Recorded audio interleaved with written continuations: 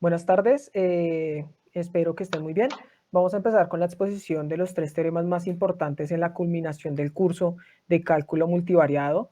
En esta ocasión estamos con mi compañero André Galván y yo, Oscar Martínez, que les vamos a exponer en qué consisten pues, estos tres teoremas. El contenido de los tres teoremas es básicamente el teorema de Green, inicialmente, después el teorema de Stokes y por último el teorema de divergencia en 2D. El teorema de Green. El teorema de Green fue escrito por George Green, una persona que nació en 1793 en Snowton, Nottingham, Inglaterra, y murió en mayo de 1841. Él pues, tuvo varios trabajos en dinámica de fluidos. Sus aplicaciones pues, han sido pues, muy reconocidas en varios ámbitos y en varias carreras que han generado que se ha manejado con el nombre en la biblioteca de la Universidad de Nottingham, por sus grandes atribuciones pues a las diferentes áreas de la matemática y la física. Pues digamos que un contexto rápido y muy sencillo de pues este teorema es que se inició como en 1828, se finalizó un ensayo por Grimm en el que hizo un análisis matemático y por medio de ese análisis pues llegó a las teorías de electricidad y electromagnetismo, pues que terminó siendo muy similares a lo que conocemos hoy en día como el teorema de Grimm. En 1828 se terminó el ensayo, sin embargo, en esa época no fue reconocido, pues digamos, dentro de los académicos. Cerca a su muerte, en 1846, el inglés William Thomson localizó una copia de este ensayo y lo empezó a aplicar y con esta aplicación empezó a sentar algunas bases de los teoremas de los paradigmas para el desarrollo de otros teoremas más que más vamos a ver más adelante y que pues han generado grandes avances dentro de la ciencia. Bueno, pues para entenderlo vamos a hablar primero de algunos conceptos, en qué consisten las diferentes abreviaturas que manejamos. La F pues, se habla como un campo vectorial en dos dimensiones. Dentro de esta pues vemos dos importantes, que la R significa que es pues una región dentro del plano y la C que habla de una frontera dentro de esa región, o sea, la frontera que está como rodeando la R que es la región. Para poder, digamos, encontrar esta dinámica, vamos a buscar la integral de la línea F en el límite R para poder generar, digamos que una rotación dentro de los fluidos y los diferentes sistemas que veamos en este conjunto, por así decirlo, en esta región. Y para eso, pues, digamos que hay varias formas de interpretarlo.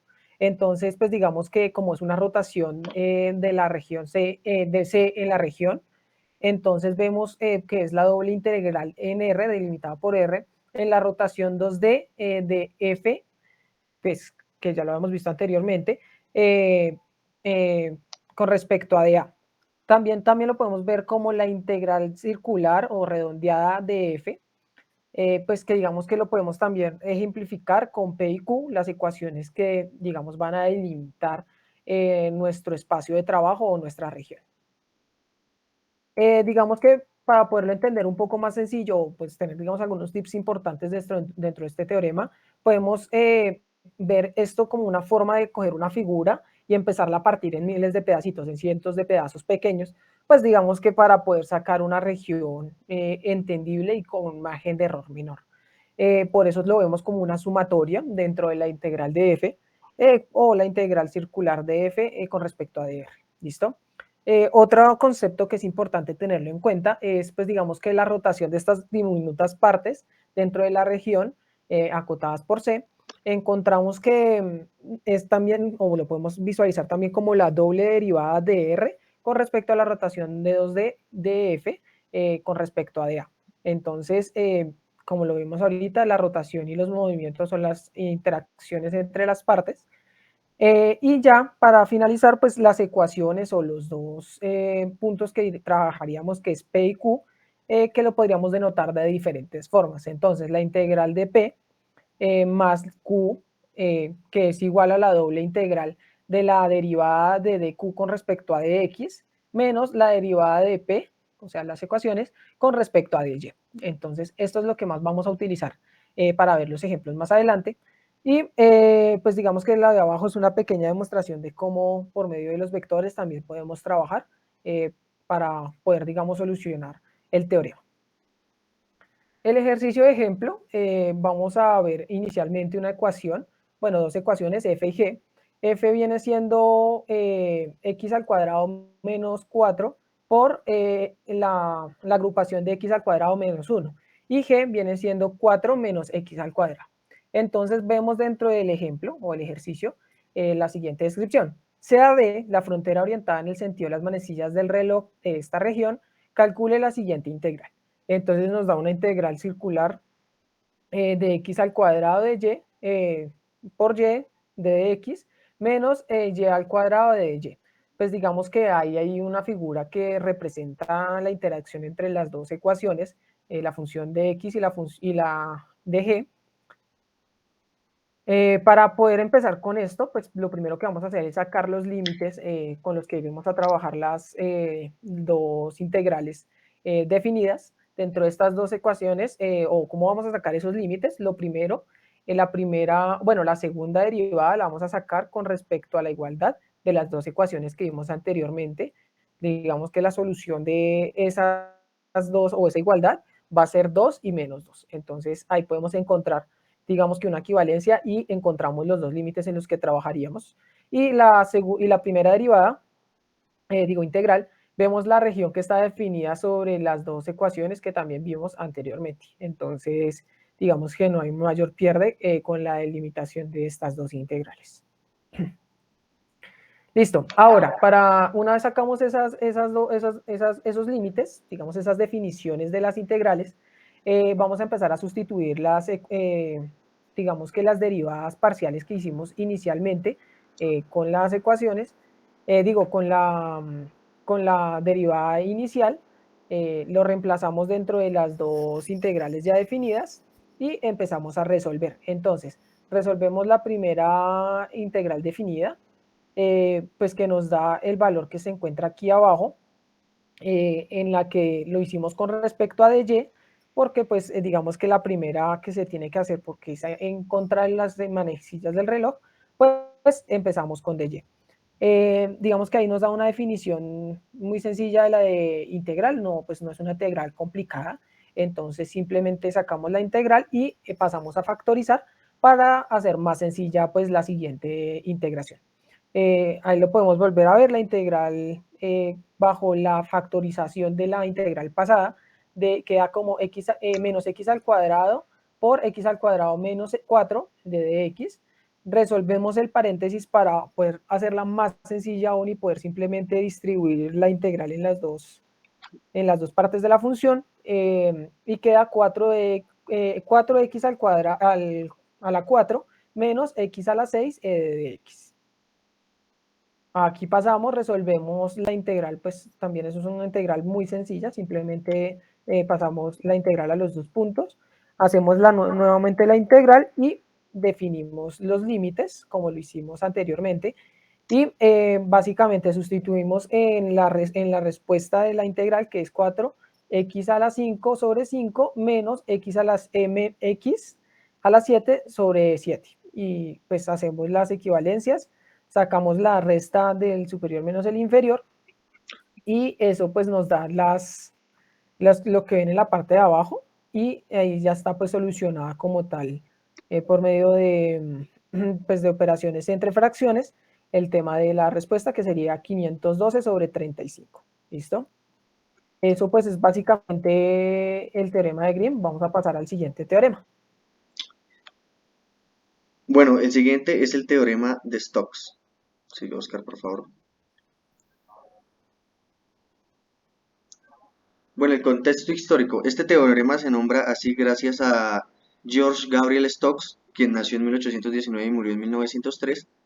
Eh, este teorema fue formulado inicialmente por William Thomson y aparece una correspondencia que él mantuvo con Stokes, fechada del 2 de julio de 1850. Stokes puso este teorema y se hizo famoso gracias a que lo colocó en un examen para el premio Smith. Y pues gracias a esto es que lleva su nombre. Teorema de Green fue publicado antes del teorema de Stokes, ya que este fue publicado en 1828 y el de Stokes en 1854, y este teorema de Green es utilizado para demostrar el teorema de Stokes, que es un poco más amplio y más generalizado. Bueno, la explicación. El teorema de Stokes es la versión tridimensional del teorema de Green que estaba explicando anteriormente mi compañero. Este teorema de Stokes lo que hace es relacionar la integral de superficie rotacional de un campo vectorial con la integral de línea de ese mismo campo vectorial alrededor de la frontera de la superficie. Entonces, esta es la fórmula general del teorema de Stokes, en el cual tenemos la igualación entre la integral de superficie del campo vectorial rotacional con la integral de línea alrededor de la frontera de la superficie. Bueno, identificando aquí los términos, podemos ver que f al ser un campo vectorial tridimensional, se encuentran los ejes x, y y z. Vemos el término de la n, el cual es un vector normal unitario a la superficie en cada punto de este campo vectorial. Y tenemos los diferenciales. Entonces podemos ver que la fórmula de este teorema es la doble integral en los límites de la superficie tridimensional de la sumatoria de las rotaciones de f por el vector unitario n. Y esto sería igual a la integral del campo vectorial. Siguiente, Oscar, por favor. Entonces, la explicación general. Si f es un campo vectorial continuo y diferenciable, podemos ver f es este campo vectorial que tenemos acá en azulito en la figura. Este campo vectorial diferenciable, la integral de circulación de f a lo largo de la curva cerrada C, que es la que se ve un poco aquí más delgada, girando en sentido contrario a las manecillas del reloj, será igual al flujo rotacional del campo vectorial sobre una superficie S, cuya frontera es la curva C. Entonces podemos identificar el campo vectorial F, la frontera, que es la curva C, y la superficie que limita con esta curva C. Siguiente, Oscar, por favor. Siguiendo con la explicación de este teorema, básicamente podemos entenderlo, que la circulación del campo vectorial F, que sería acá en el gráfico de abajo, podemos ver que la circulación del campo vectorial F es igual a la suma de las pequeñas circulaciones en cada punto definidas por la rotacional de la superficie dentro de C. Entonces, ¿qué nos quiere decir esto? Que la rotación de cada punto es igual a la rotación que tenemos en la frontera C. Siguiente, Oscar, por favor. Entonces, vamos a entender esto un poco mejor a través de este ejemplo. Nos piden calcular la circulación del campo vectorial F a lo largo de la curva C definida por los puntos P1, P2, P3 y P4. Como podemos ver, tenemos nuestro campo vectorial F tridimensional y una superficie que ya está delimitada por los 4 puntos que nos dan. Entonces, el primer paso para calcular esta integral es pasar de una integral de circulación a una integral de superficie. Entonces, por lo tanto, tenemos que encontrar una superficie dentro de la curva C. Esta superficie ya la podemos encontrar debido a que tenemos los 4 puntos iniciales. Siguiente, Oscar, por favor. Entonces, el segundo paso, utilizando la regla de la mano derecha, vamos a calcular la dirección del vector normal, que si utilizamos esta regla podemos ver que siempre será hacia arriba. Y el tercer paso es identificar la proyección de la superficie sobre la región A donde realizaremos la integración. Entonces lo que hacemos es, un momento Oscar, anterior, lo que hacemos es calcular la proyección de la superficie sobre el eje XY para poder calcular correctamente la integral. El cuarto paso es calcular los términos que necesitamos para hallar esta integral. Entonces, el primer término que tenemos que hallar de acuerdo a la fórmula del teorema de Stokes es la rotación del campo, el cual se calcula a partir del determinante realizado con las derivadas parciales. Entonces podemos ver que esta es la rotación del campo vectorial. Realizamos el cálculo de los determinantes, la diferencial de dx, la diferencial de dy, la diferencial de dz, operamos y obtenemos el siguiente resultado. La segunda expresión que tenemos que calcular es la expresión de superficie, en la cual utilizamos dos vectores del plano que nos fueron dados anteriormente y uno de estos puntos. Realizamos las operaciones correspondientes y obtenemos la siguiente expresión, 4 menos x menos y igual a 0. Siguiente, por favor. El tercer término que debemos encontrar en este teorema o el tercer paso es parametrizar la superficie. A partir de la expresión que encontramos anteriormente, 4 menos z menos y, realizamos la parametrización en la cual la superficie de S la calculamos sobre los ejes X y obtenemos la siguiente expresión, X, Y, 4 menos Y. El cuarto paso es derivar la expresión de la parametrización coordenada a coordenada. Entonces aquí es donde vamos a hallar nuestro vector unitario, que sería la diferencial de la superficie con respecto a X, que nos da 1,00, y la diferencial de la superficie con respecto a Y. Como vimos anteriormente, realizamos la proyección de nuestra superficie sobre estos dos ejes, que fue el plano que estábamos, sobre el cual estamos calculando la integración. Entonces tenemos nuestros dos vectores normales, 1,0, y 0,1, menos 1. Realizamos el producto cruce entre estas dos diferenciales y obtenemos un solo vector unitario o un vector normal que sería 0,1 menos 1. Menos 1 no, perdón. 0,1,1. Siguiente. El quinto paso es multiplicar la expresión del vector rotacional, la expresión rotacional por el vector unitario obtenido. Entonces, vemos acá la rotación de nuestro campo vectorial por nuestro vector unitario y multiplicamos las dos expresiones que obtuvimos a través del cálculo matemático. 1,0,2x menos 1 por 0,1,1 y obtenemos la expresión 2x menos 1, la cual es la que vamos a integrar. Entonces, el siguiente paso es realizar la integral de la región A y fijar los límites de integración. Entonces, como podemos ver acá, tenemos la fórmula inicial y vamos a reemplazarla por los valores que obtuvimos inicialmente. Entonces, tenemos la primera integral de 0 a 2, nuestra segunda integral de 0 a 4, y la expresión a integrar, la función que sería 2x menos 1 con respecto a dy y con respecto a dx.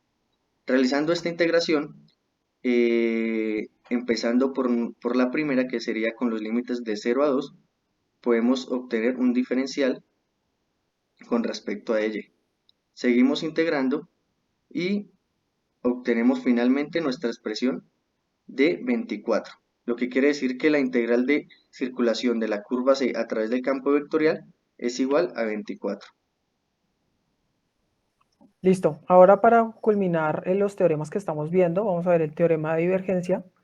Este fue escrito por Carl Friedrich Gauss, que nació en Alemania en abril de 1777 y murió en Göttingen, Alemania, en febrero de 1855. Él fue un matemático, astrónomo y físico que contribuyó pues, con sus números y las diferentes teorías que sacó dentro de sus análisis matemáticos, geometría diferencial, la estadística, la álgebra, la geodesia, el magnetismo y la óptica, pues aportando estos ámbitos con sus teorías y en este caso, pues con lo que estamos viendo del teorema de divergencia. ¿Listo? Se le atribuyen que tuvo alrededor de 8 teoremas y fórmulas que generaron pues grandes impactos dentro de los, pues digamos, los posteriores matemáticos y científicos que trabajaron los números físicos, matemáticos y demás, pues generando pues grandes atribuciones a estos dos ámbitos. Pues él permitió, digamos, otros avances en otro tipo de, digamos, de ciencias, la topología, en astronomía, estadística, pues entre otros.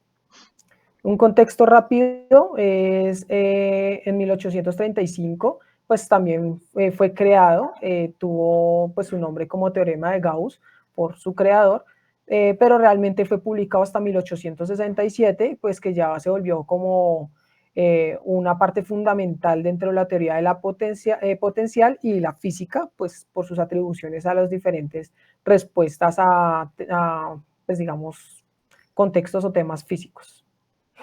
Listo, ¿cómo lo entendemos? Entonces, vemos F como el campo vectorial de dos dimensiones, estamos hablando en 2D. R como la región que está dentro del plano XY. C es la curva que hace la frontera con la región R. Y N es una función cuyas salidas son los vectores unitarios normales. Pues, como lo vimos ya en los dos anteriores, los términos se repiten en este también y es muy similar a Grimm. ¿Listo? En este caso, pues digamos, están apuntando hacia afuera, sin embargo, vamos a ver que también pueden apuntar hacia adentro o en una misma dirección, pues generando que la divergencia pues sea afectada según su tendencia. También vemos que el flujo a través de la curva en la frontera C es igual a la integral doble de la diferencial de F, que es lo que vamos a ver ahorita cómo lo entendemos, sobre la región completa. Entonces, ¿cómo lo resolveríamos teóricamente o sus fórmulas generales? Es la integral en C, pues, que es la curva fronteriza, de F, que pues básicamente es el campo vectorial, en la unitaria N, ¿listo? Que es hacia donde están apuntando pues el vector unitario. También tenemos que esto puede ser también representado como una doble integral de la región, que está entre X y Y, de la divergencia de F, pues que es el campo vectorial, con respecto a dA. ¿Listo? Esto hay una forma de entender F, o cómo podríamos entender F, pues con las dos ecuaciones, como lo hemos visto, que delimitan nuestro campo de trabajo, nuestra región de R, y que es con la función de P y la función de Q, que pues, generarían las delimitaciones respectivas. ¿Cómo lo entendemos? Entonces, para entenderlo, lo que hacemos es básicamente una integral de flujo, que es lo que hemos estado hablando todo este tiempo, que sale, pues nos da la función de R, que viene siendo la doble integral de R, de la región, eh, por la divergencia de F con respecto a dA. ¿Listo? También podemos entender esto como los tipos de divergencia, como lo comenté hace un momento, según la región de flujo, la dirección de flujo, perdón.